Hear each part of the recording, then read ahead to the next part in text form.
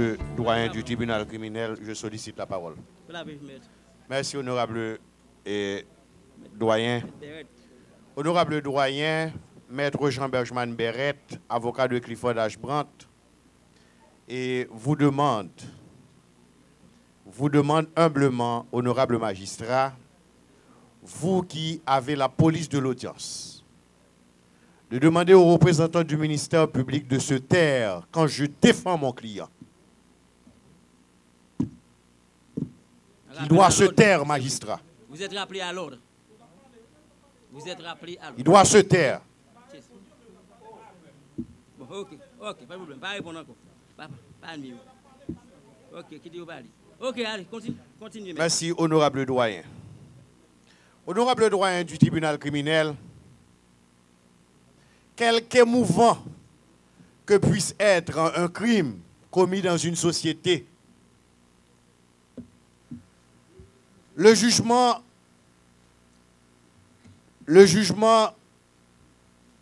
des présumés inculpés ou accusés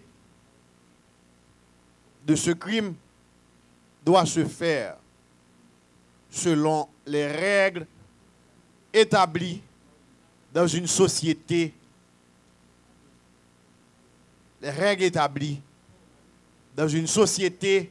civilisée.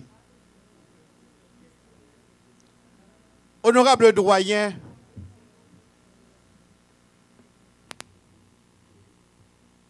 le fait qu'un crime ait été commis dans une société, cela ne donne aucunement lieu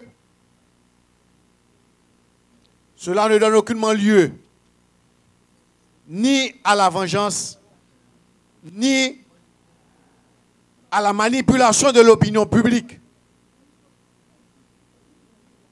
La justice n'est pas la question des profanes, non plus, elle n'est pas la question des non-initiés. Honorable doyen du tribunal criminel, dès le début de notre plaidoirie, nous avons jugé opportun d'attirer l'attention de votre tribunal sur l'effet nocif que pourrait avoir sur la justice ce que nous appelons l'opinion publique, et surtout lorsque cette opinion est manipulée. Nous avons passé en revue une série de procès dits les grands procès de l'histoire pour illustrer ce que nous appelons l'opinion publique et de démontrer au tribunal quel effet cette opinion publique peut avoir sur une décision de justice. Honorable doyen, nous avons entendu avec peine le prétendu exposé du commissaire du gouvernement Jean-Anton Léger ici dans cette salle. Nous disons un prétendu exposé, un exposé, et j'admets, lorsqu'on dit exposé, dans son cas, c'était un terme abusif, il n'a pas fait d'exposé. Mais ce qu'il s'est contenté de dire, magistrat, c'est de vous rappeler que vous jugez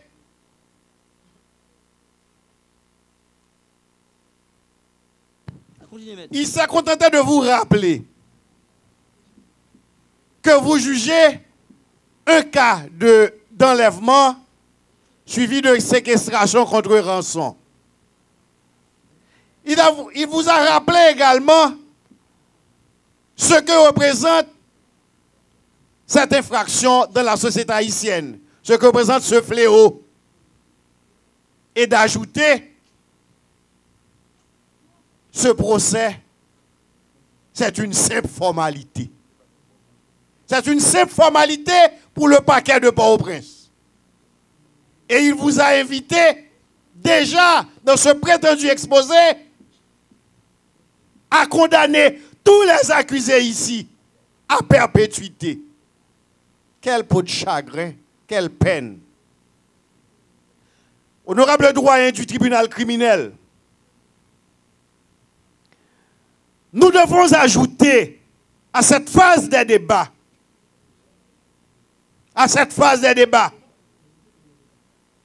que de ce procès, nous n'avons pas permis, lorsqu'on a commencé en janvier 2016, et nous ne permettrons jamais à ce qu'un représentant du ministère public utilise ce procès pour réaliser son capital politique.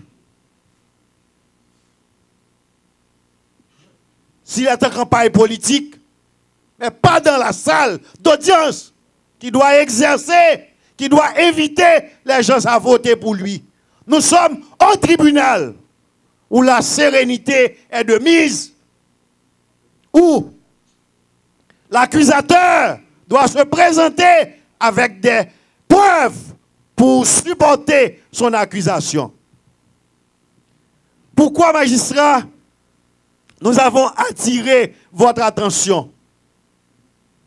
Hier, le représentant du ministère public a eu à dire, Maître Beret a parlé du procès de Jésus-Christ, mais il veut rappeler pour le tribunal que ce procès, c'était un procès politico-religieux. Politico-religieux. Et nous lisons, magistrat, la définition du petit Robert qui parle de procès. Il dit, le procès est un litige soumis à une juridiction. Ça veut dire quoi? Un litige soumis à une juridiction. Cela veut dire que il y a des règles préétablies et que ce procès doit être conduit selon ces règles préétablies, magistrat. Et d'ajouter que, puisque c'était un procès politico-religieux, c'était comme il voulait dire, que c'était normal que Jésus-Christ ait été crucifié à la place de Barabbas. Pour lui, c'était une nécessité. Mais ce qu'il n'a pas dit, magistrat, avec grande peine que nous avons constaté cela, il n'a pas dit que les accusateurs de Jésus-Christ étaient des lâches. Étaient des lâches parce que, au lieu d'endosser leur responsabilité pour condamner l'homme, ils se sont à un moment donné adressés à la foule pour dire, bon, finalement, nous n'avons rien vu qu'on puisse reprocher à cet homme, mais qu'est-ce que vous dites? Puisqu'il est de coutume qu'on libère un accusé,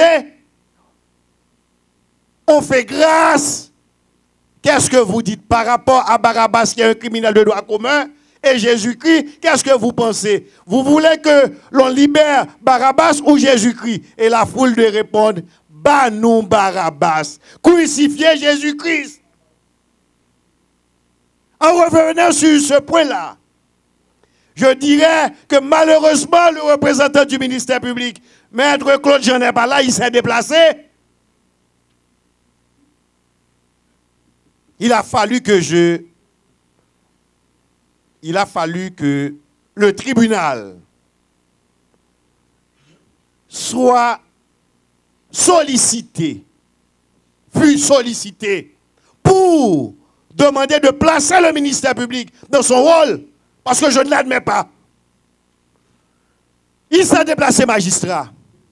Mais, je me pose la question, si lui, il était accusateur du temps de Jésus-Christ,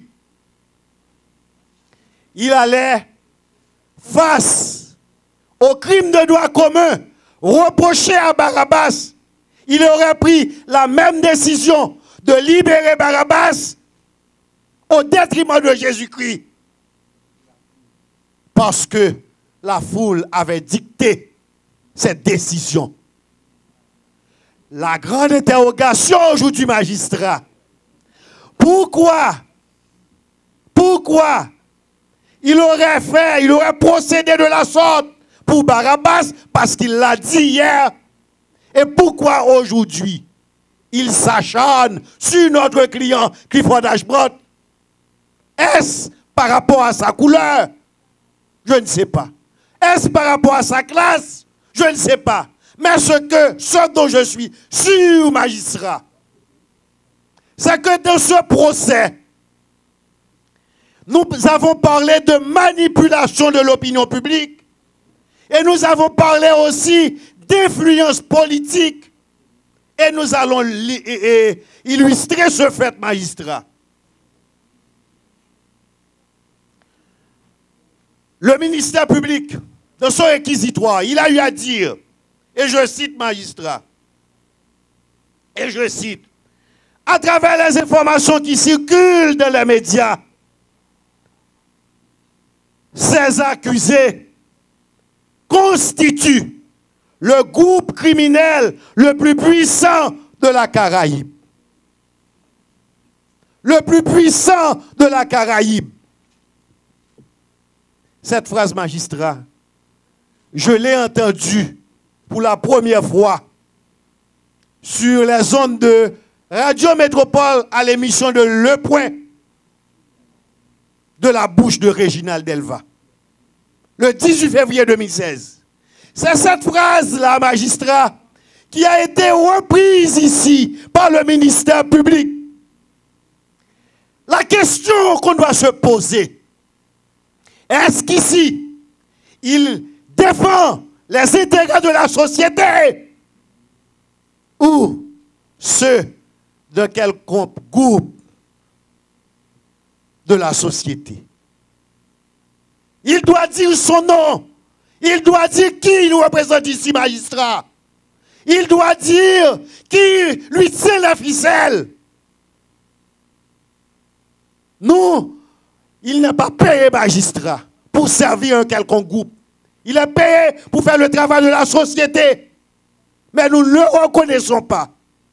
Lorsqu'il a repris textuellement la phrase de Réginald Delva, et sur cette base, pour vous demander de faire un amalgame, non pas de juger ces accusés pour les faits qui leur sont reprochés, mais pour les juger parce que le kidnapping représente un fléau, pour les juger parce qu'il y a eu 3 ou 4 cas de kidnapping recensés, ici et là des gens ont été tués.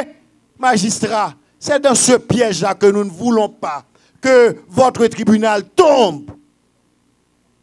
Nous sommes des défenseurs avisés et vigilants. C'est pourquoi, magistrat, son œuvre est une œuvre méchante. Nous le disons et nous le mettons. Parce que, magistrat, il a essayé de camper la presse contre nous. Mais nous sommes prêts à assumer la défense de Clifford Ashbrook. Nous sommes prêts à assumer nos dires ici, magistrat. Nous ne sommes parce que nous ne sommes pas des lâches.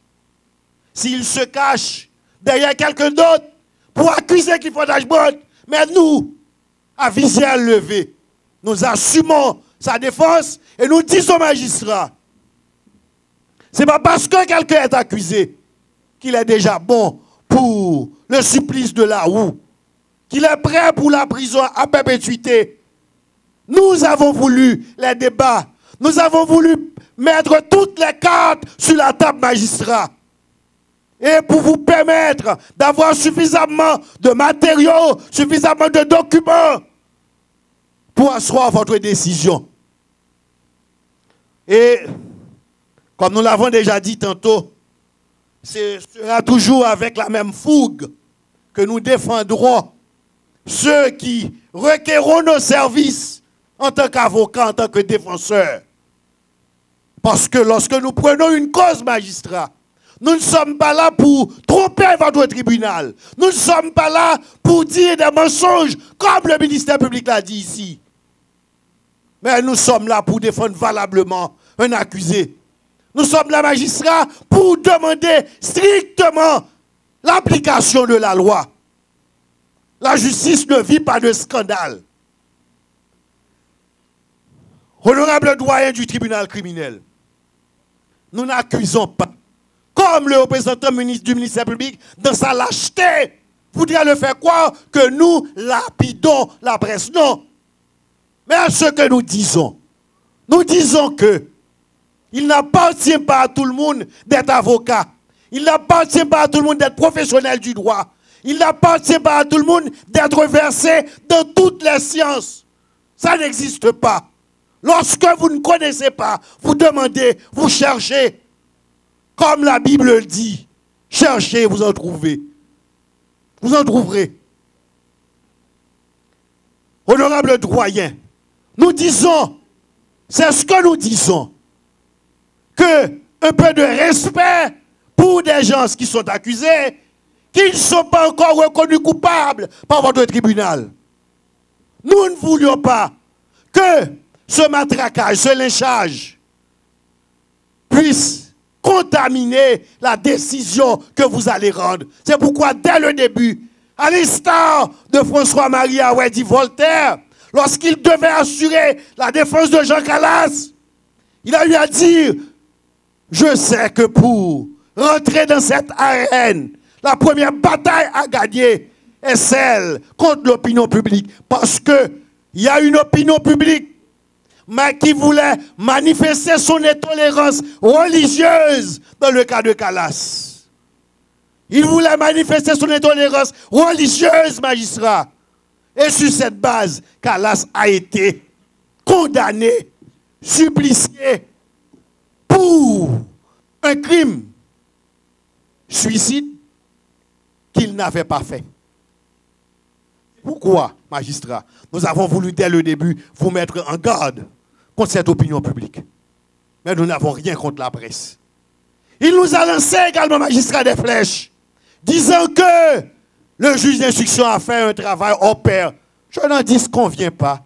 Et nous n'étions pas ici pour critiquer totalement l'œuvre du juge d'instruction. Mais cependant, s'il y a des erreurs, comme d'autres confrères l'ont relevé dans son œuvre, c'est notre droit en tant que défenseur de dénoncer ces erreurs judiciaires. Honorable doyen du tribunal criminel, nous avons dit, et nous le maintenons, en Haïti, nous n'avons pas de cabinet d'instruction. C'est ce que nous avions dit. Mais il faut éviter des redites, maître. Il faut répondre le réquisitoire du ministère public. D'accord. Honorable doyen, et nous sommes là pour répondre au fait à ce qui nous a été prêté comme intention, en disant que nous avons lapidé la presse, que l'opinion publique, etc.,